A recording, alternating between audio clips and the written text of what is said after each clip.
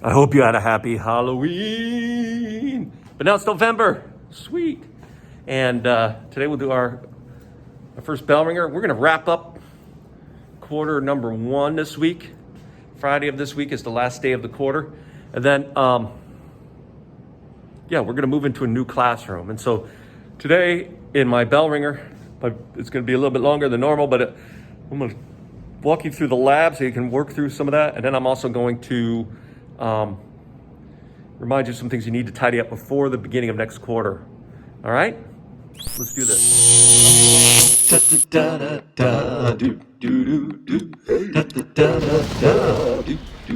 All right. Hey now. Mr. Kovacs class. It's Mr. Kovacs class. You might learn a ton. It's Mr. Kovacs class. It's interesting too. It's Mr. Kovacs class. And he's super cool. It's Mr. Kovacs class. All right, first things first, we need to get organized. You should have, in your drive, you should have a living environment folder. In that, you should have 2 subfolders, one for notes and one for labs. All right, and I think I told you, the notes are really for you, but the labs are so that you prove that you can sit for the regents. So let's go to the classroom here. And actually, if we go down, the labs for Regents Minutes are the most important ones to have in your labs folder. Okay, so these are the labs for Regents Minutes that we've had in the first quarter. We had the safety lab. All right, it looks like 21 people have put them in. We had variables. We had worms. We did carbs. We did beets and cabbage, pH. We did amylase and pH. And then actually, as I'm writing this right now, or recording this, catalase and temperature. We just finished up. And then right now we're doing the last lab, and that's due at the end. So those are the labs that need to be in your labs folders. They only count as time if they're passing, but even if they're not passing or incomplete, I would move them to your lab folders anyway, because we might have to, we can maybe have to make them up right before the regents if you're close or not quite there in minutes, right? We can help you with that. As far as notes, I put everything that should be like notes. These are the things that I would test off of. I have in a section of your, there it is, duh, I went right by it. Right, a section of your classroom called notes. So a lot of them are notes where you copied down, you know, I gave you information you copied down, or there was a slideshow. Some of the notes were things that you read and you answered questions on. So those things, make sure they go in your notes, because everything that we do is eligible for the regents. So yeah, we're taking a test tomorrow, but the stuff that's on tomorrow's test, you're also gonna need to know in June. An announcement today. It tells you what you need to do today. So it says today, Monday, November 1st, I'm out today. Bellringer, Ed Puzzle. I put in a test review Kahoot. I reminded you that the test is tomorrow. If you have lab today, you will organize your labs and notes folders. I have a second Ed Puzzle for doing a lab. And of course, you complete your design your own enzyme lab. Unfortunately, I'm not gonna be able to leave out the chemicals with a sub, but we've got till Friday to get that done. So let's talk about the lab anyway. You've been doing a great job with that. Actually, I've been very pleased. And I'm not just saying that because I like you people, but because you really have been doing a good job for the most part, where you've been focused and you're thinking about variables. And that's really the hardest part of doing science, is making sure you understand the variables. And eventually you'll get to a point where you don't need a teacher to tell you what to test. You can come up with your own ideas, but it takes time. That's why you go to school. And you have such wonderful people like me helping you out. All right, let's look at this lab. This is what I've been doing. Okay, in the lactase, design your own experiment, I helped a lot of you design, and then I wanted to show you my experimental design one more time. So first of all, I have 2 test tubes that are gonna be controls. And controls, remember, are what we use to compare to.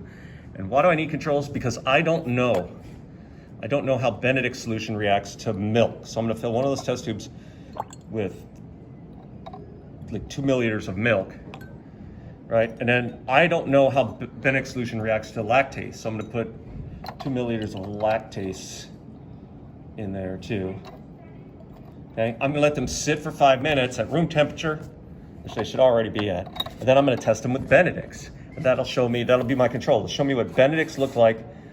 What Benedict's looks like when there's no enzyme, and what Benedict's looks like when there's no substrate. For my tests, I'm gonna have 4 test tubes, and what's gotta be different about them, what the mix is going to be, is the temperature, right? So they're all gonna get the same amount of milk. I'm gonna give them 2 milliliters of milk. Oh, there's the bell. 2 milliliters of milk. Or as we like to say around here, leche, or du lait, or milch. All right. They're all getting the same amount of milk. That's a controlled variable, 2 mLs. And let's see what we should do. All right. Then I'm gonna add enzyme to them. They're all gonna get the same amount of enzyme. Right, as soon as I add the enzyme, it should start enzyming in there, right? So there's adding the enzyme, adding it. So there's some digestion maybe happening right now, some breakdown. Now we're gonna subject them to different temperatures. All right, let me get some enzyme at each day. So they all have the same amount of milk, the same amount of enzyme. What's gonna be different about them is the temperature. Okay, I'm gonna put this guy in a hot bath. I'm gonna put this guy at body temperature, 37 degrees. I'm gonna put this guy in my cold ice box over here. Cold. And then the 4th guy, this guy, is gonna sit out at room temperature. All right, so everything is the same except for the temperature.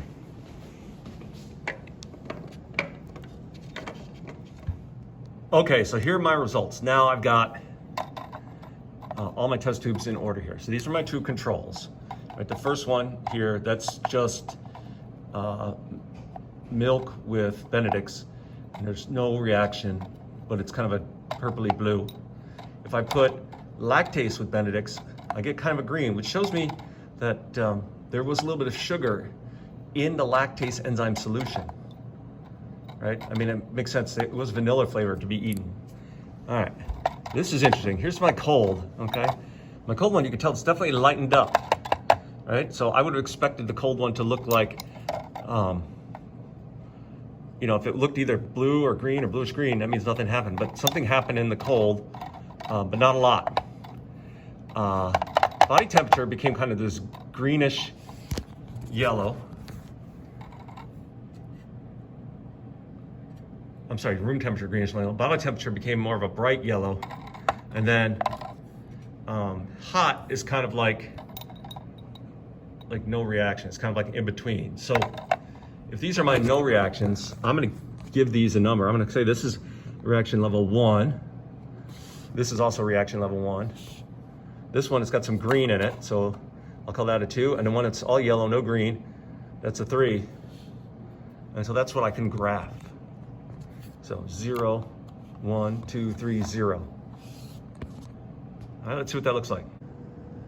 Okay, so here's my 6 test tubes. I had the control with the substrate, control enzyme. I had a cold one, a room temperature, a body temperature, and a hot temperature, right?